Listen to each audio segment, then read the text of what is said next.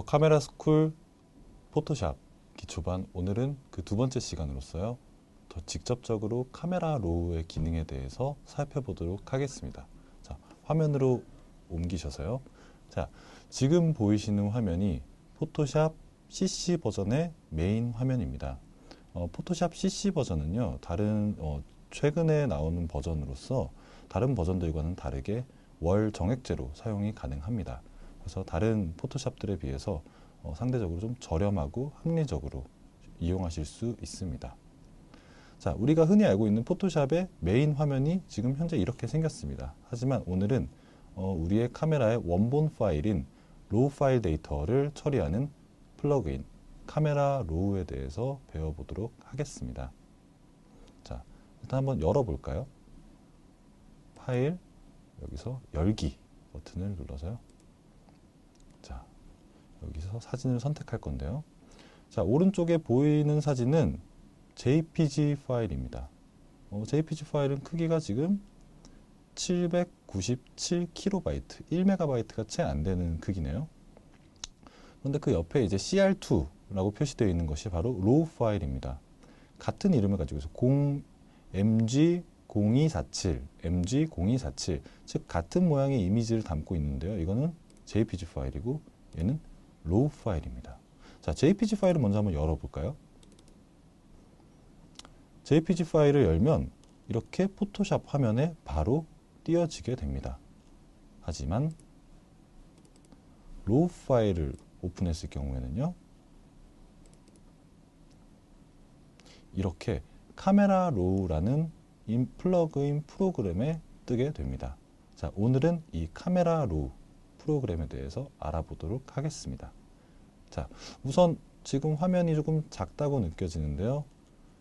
여기 화면을 넓히는 전체 화면 모드로 키워보도록 하겠습니다. 네, 화면이 꽉 찼죠. 이제 작업하기가 조금 수월해질 것 같습니다. 기본적으로 오늘은 창에 대해서 이해를 해볼 건데요. 현재 지금 사진이 옆으로 돌아가 있죠. 이거를 오른쪽으로 돌리기 위해서는요, 여기 보이시는 시계 방향으로 회전 혹은 시계 반대 방향으로 회전을 이용해서 화면을 돌려주실 수 있습니다. 돌려보겠습니다. 네, 화면이 이제 올바른 방향으로 돌아왔네요. 하나하나 차근차근 살펴보도록 하겠습니다. 지금 여기 보이시는 도구가 돋보기 도구입니다. 예, 돋보기 도구, 확대해주는 도구죠. 확대 및 축소를 담당하고 있습니다. 자, 저는 만약에 이 창문에 대해서 한번 확대를 해보겠습니다. 창문에 대해서 확대를 할 때는 클릭한 상태에서 드래그 해서 내가 확대를 원하는 부분을 확대해서 볼 수 있습니다.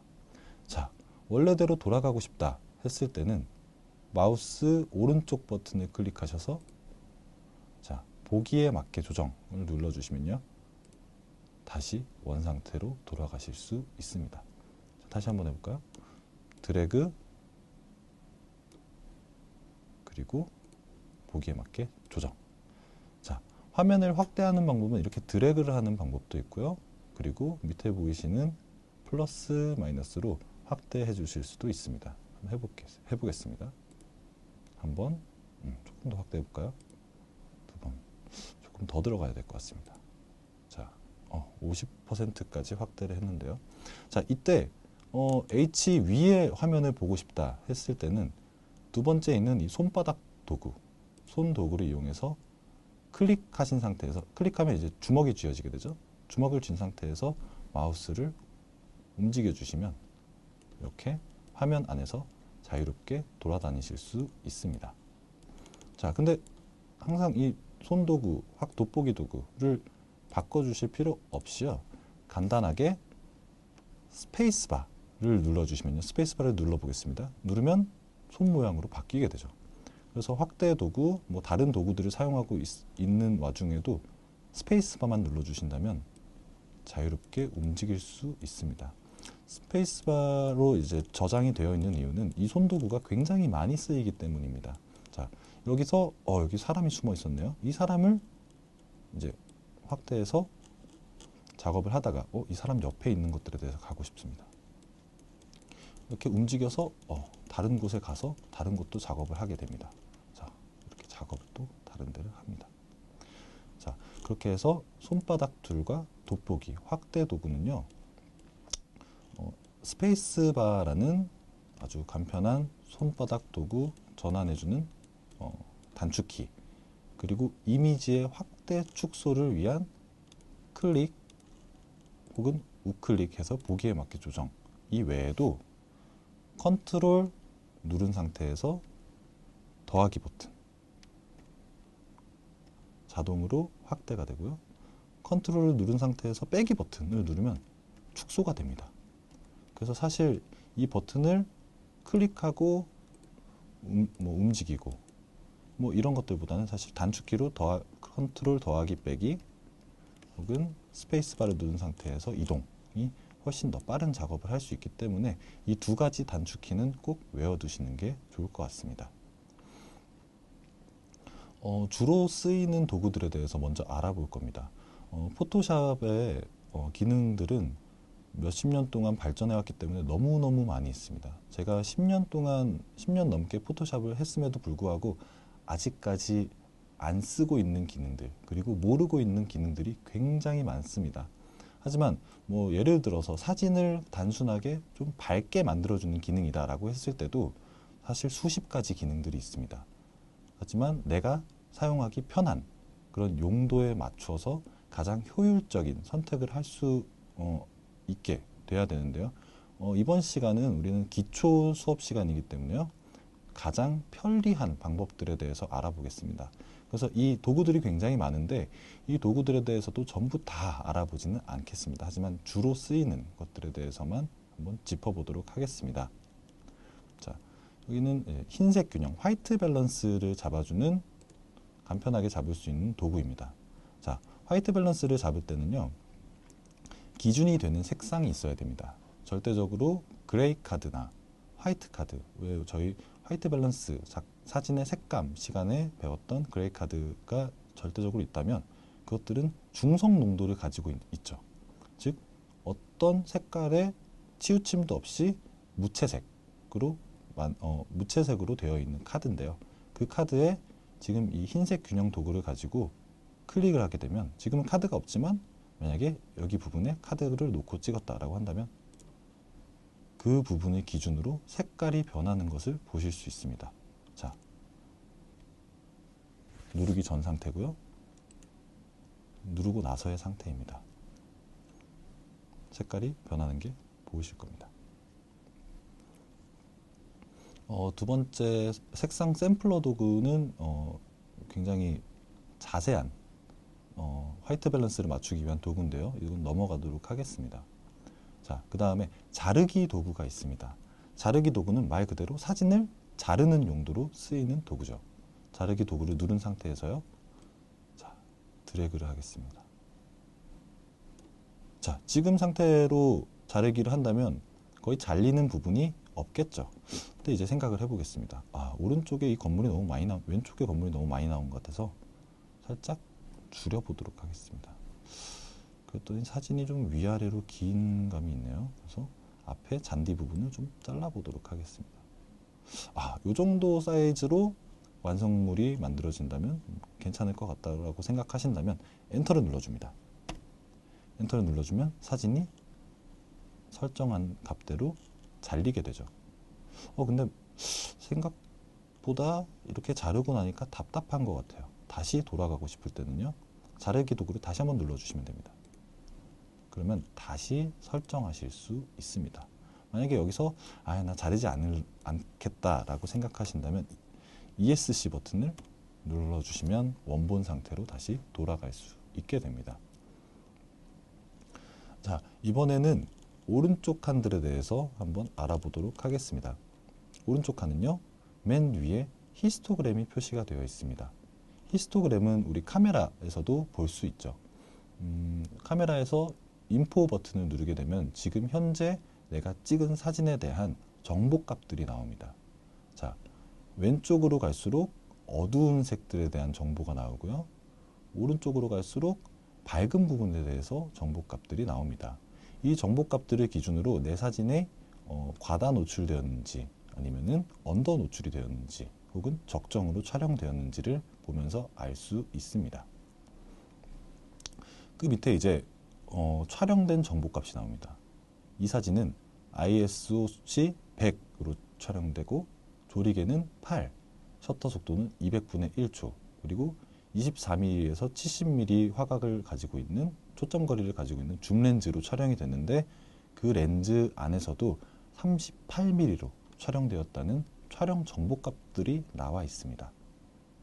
그 옆에는 이제 RGB라는 세 개의 이제 영어 이니셜이 있는데요.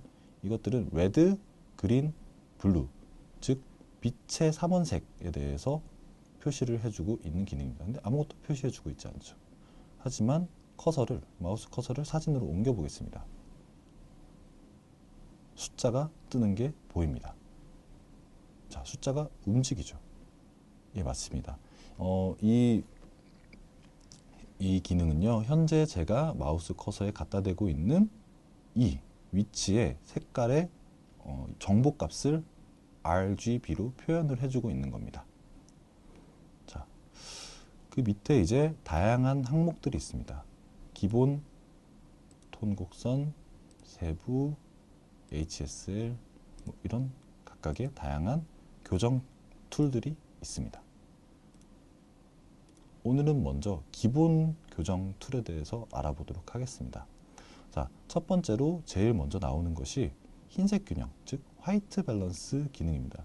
지금 사용자 정의로 되어 있는데요. 한번 항목들을 클릭해 보겠습니다. 원본값, 이거는 촬영했을 당시에 촬영된 값입니다. 한번 눌러볼까요?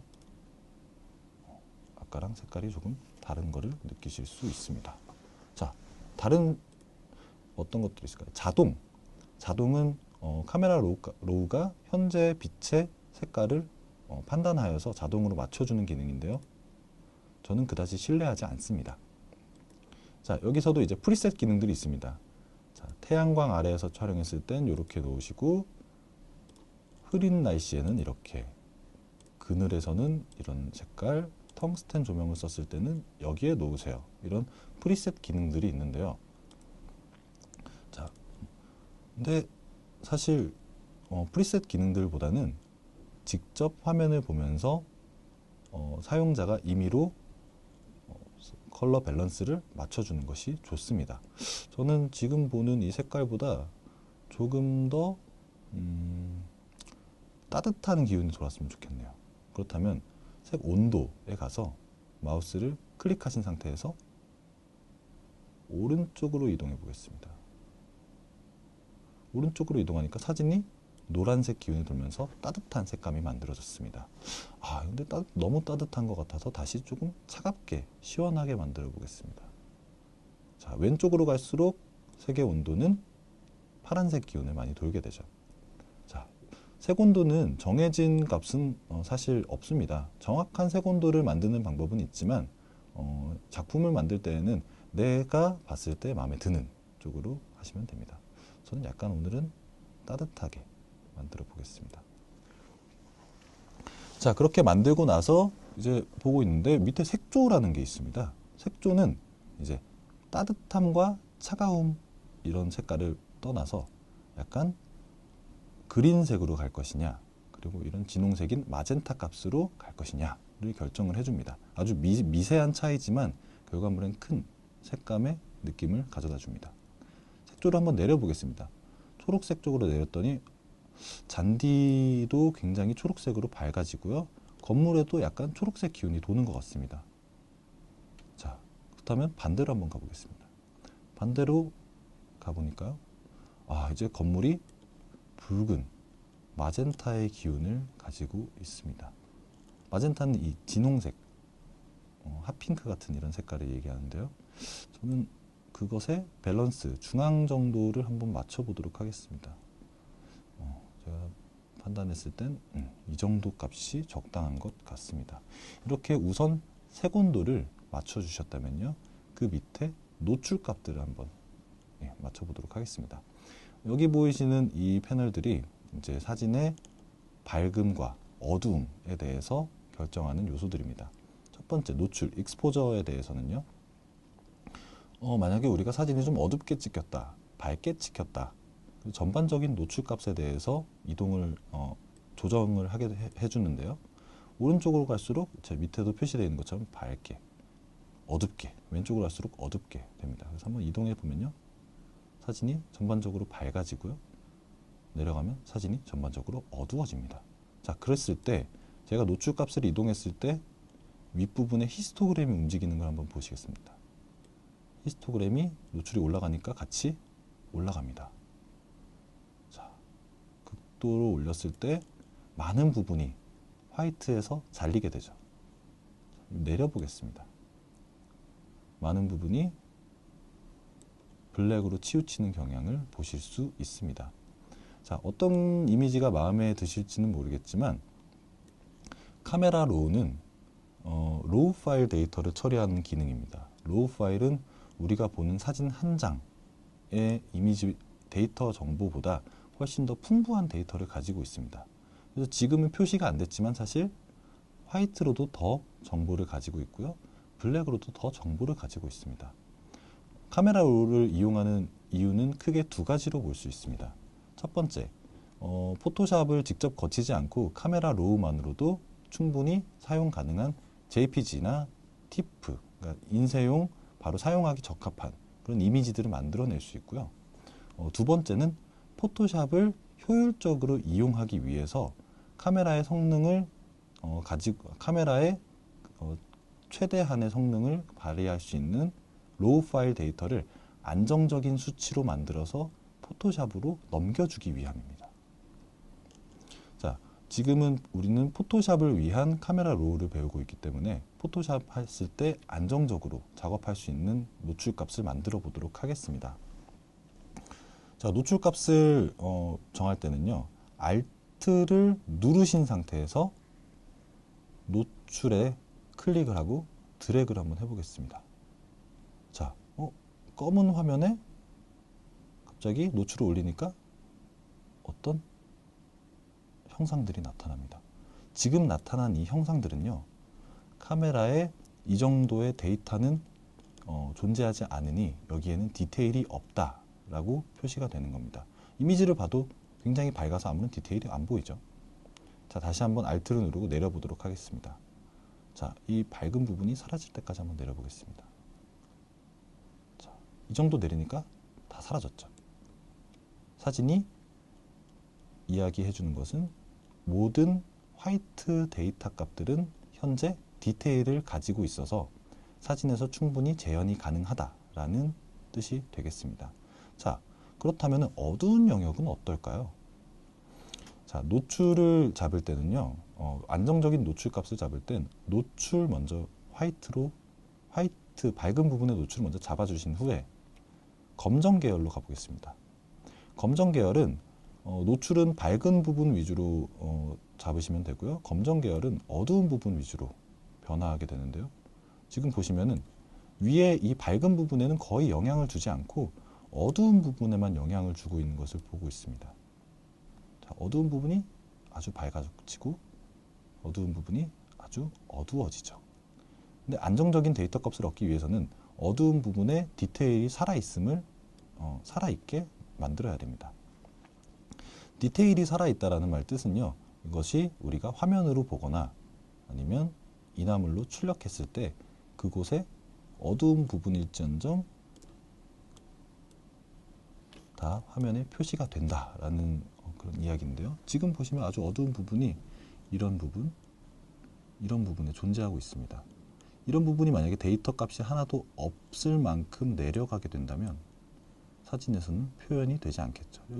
여기 있는 디테일들이 보이지 않게 됩니다. 하지만 이걸 밝혀주면요, 자, 아까 보이지 않았던 부분들까지도 보이게 되죠. 사실 이만큼의 데이터가 우리 로우 파일에는 존재하고 있었던 겁니다. 그렇다면 최대한 이 파일의 성능을 살려줘야겠죠. 자, 아까처럼 Alt 버튼을 눌러보겠습니다. Alt 버튼을 누른 상태에서 검정 계열을 누르고 위아래로 움직여 보겠습니다. 아래로 내려갔더니 어떤 형상들이 또 보이기 시작합니다. 자, 어느 부분이죠? 아까 말씀드린 이 가장 어두운 부분, 그리고 이 어두운 사람의 부분이 이렇게 Alt를 누른 상태에서 표시가 된다는 이 말은 그 부분의 디테일은 사라진다 라는 말 뜻입니다. 그래서 이것들이 사라지지 않을 정도로 검정 계열을 올려보도록 하겠습니다. 자, 이제 이 부분들의 디테일들까지도 다 살아있는 사진들이 완성되었습니다.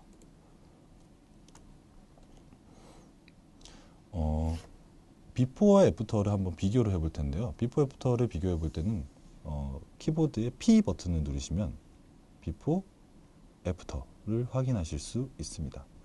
자, 애프터로 바꾸고 나서 사진이 조금 밝아지면서 하늘이 조금 더 파란색이 많이 죽은 것 같습니다.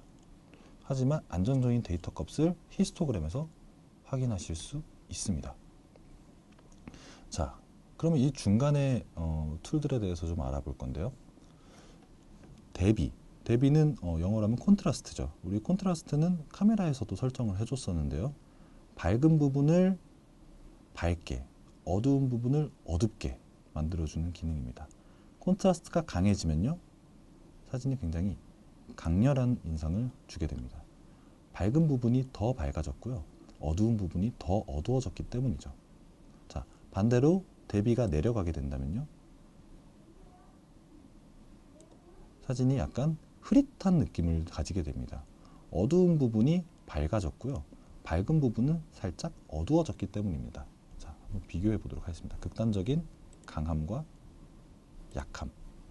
어떤 부분이 더 마음에 드실지는 이제 본인이 판단하시는 거지만, 안정적인 데이터 값을 얻기 위해서는 너무 강한 콘트라스트를 사용하는 걸 자제해 주시기 바랍니다. 저는 데이터를 손실하지 않는 한에서 이 정도 값을 한번 줘보겠습니다. 자, 밝은 영역은 아까 전에 검정 계열을 움직였을 때 밝은 부분은 영향을 미치지 않고 아주 어두운 부분만 영향을 주는 걸 보실 수 있었는데요. 밝은 영역은 히스토그램에서 이 정도에 되는 부분을 집중적으로 바꿔줍니다.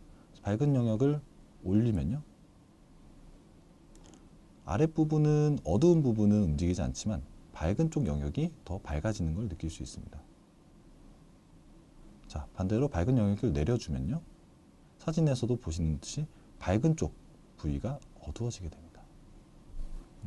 하늘이 약간 밝았으니까요, 밝은 쪽 부위가 어두워지니까 하늘이 좀 진하게 나오는 것 같습니다. 어두운 영역은요, 이 어두운 쪽에 노출, 농도에 대해서 조절을 해줍니다. 그래서 굉장히 세부적인 효과라고 할 수 있죠. 자, 어두운 영역을 전 조금만 더 어둡게 만들어 보겠습니다.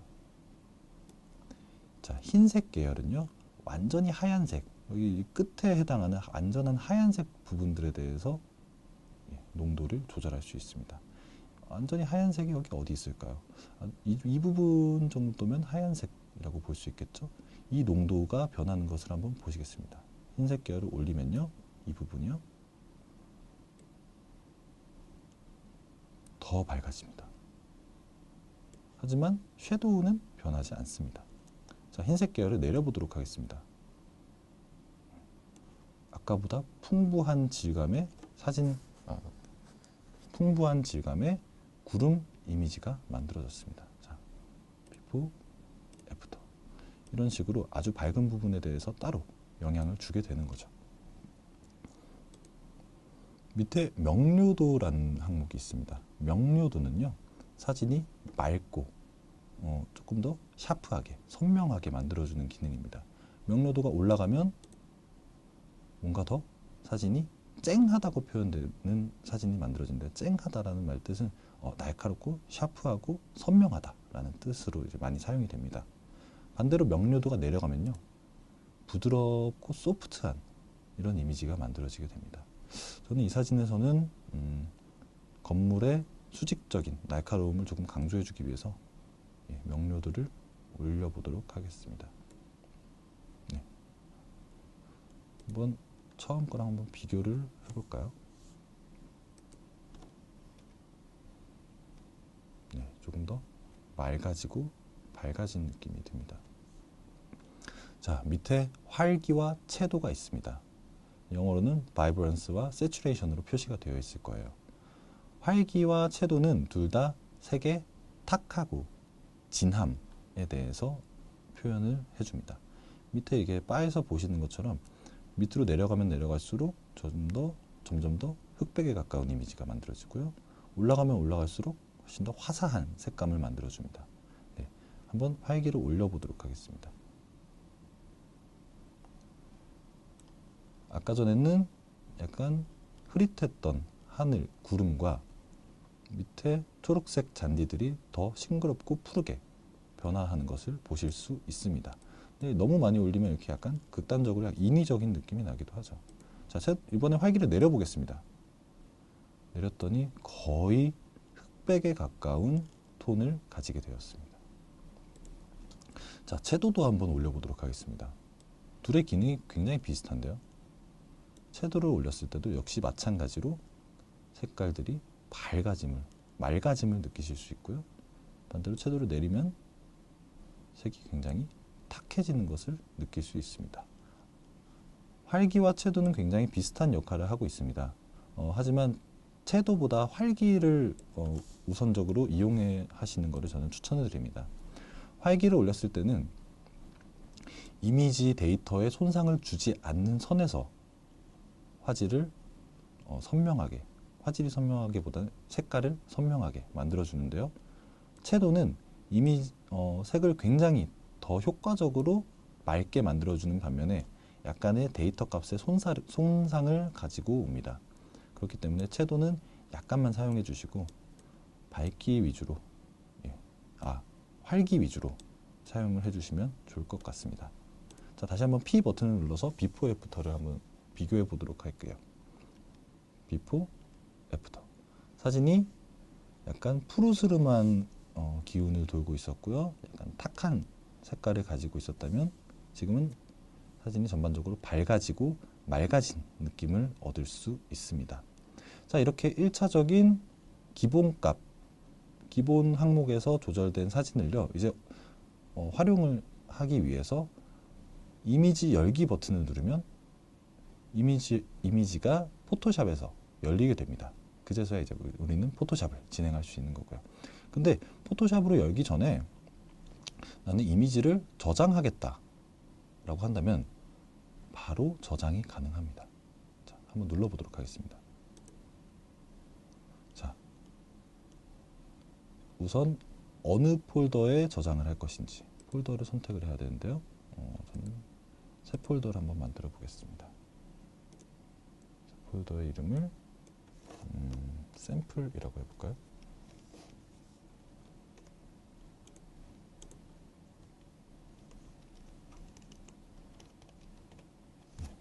이 폴더에 자, 문서 이름을 저장을 할 건데요. 어떤 이름으로 할까요? 오늘 샘플을 만들었으니까 샘플이라고 하고요. 확장자가 있습니다. 이게 아주 굉장히 중요한데요. DNG 파일은 디지털 네거티브의 약자로서 또 다른 로우 파일입니다. 근데 지금 저희가 로우 파일 데이터를 바로 활용할 수 있게 바꿔야 하기 때문에 저는 JPG를 선택하도록 하겠습니다. 자, JPG는 손상 압축 파일입니다. 그렇기 때문에 압축률을 얼마나 할 것인지에 따라서 나는 저화질로 할 거야 혹은 고화질로 할 거야 를 결정해 주실 수 있습니다. 물론 고화질로 했을 경우에는 파일 사이즈가 용량이 커지고요. 저화질로 했을 때는 용량이 굉장히 작아집니다. 저는 최대 화질로 한번 해보도록 하겠습니다. 자, 그런 후에 색공간이라는 항목이 있습니다. 굉장히 많은 색공간들이 나오는데요. 어도비 보통 많이 사용하는 것이 바로 이 위에 있는 어도비 RGB와 sRGB입니다. 전문가들은 보통 어도비 RGB를 선호하고요. 많은 분들이 sRGB를 편하게 사용을 하십니다. 우리가 가진 거의 대부분의 컴퓨터 모니터는 어도비 RGB보단 sRGB에 맞춰져 있기 때문에 저는 sRGB를 눌러서 저장을 해보도록 하겠습니다. 최대 품질로 우선 저장을 한번 해보겠습니다. 자, 하나가 남았다고 지금 처리 중이라는 표시가 여기 남아 있고요. 자, 하나를 지금 최고 품질로 저장을 했고요. 다시 한번 저장을 하는데요. 이번에는 최저 품질로 한번 저장해 보도록 하겠습니다.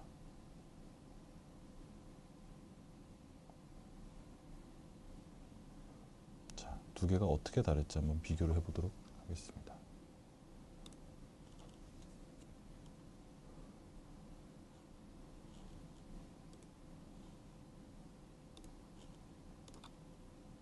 샘플 사진이 이제 만들어졌는데요. 자, 지금 방금 만든 파일이 샘플2, 3 파일입니다. 샘플2 파일이 최대 품질로 촬영된 사진이고요. 3.1메가. 샘플3가 최저화질 638메가로 만들어졌습니다. 두 개 사진을 한번 비교해서 열어보도록 하겠습니다.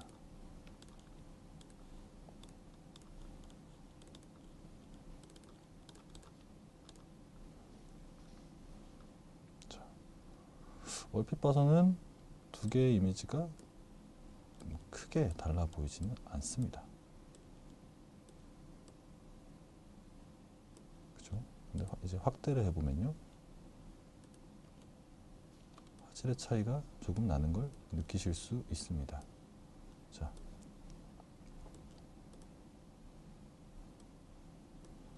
조금 더 고화질로 촬영된 사진이 매끄럽고 선명하게 나와 있는 반면에 저화질로 촬영된 사진은 뭔가 조금 선명도를 잃은 모습들을 확인하실 수 있습니다.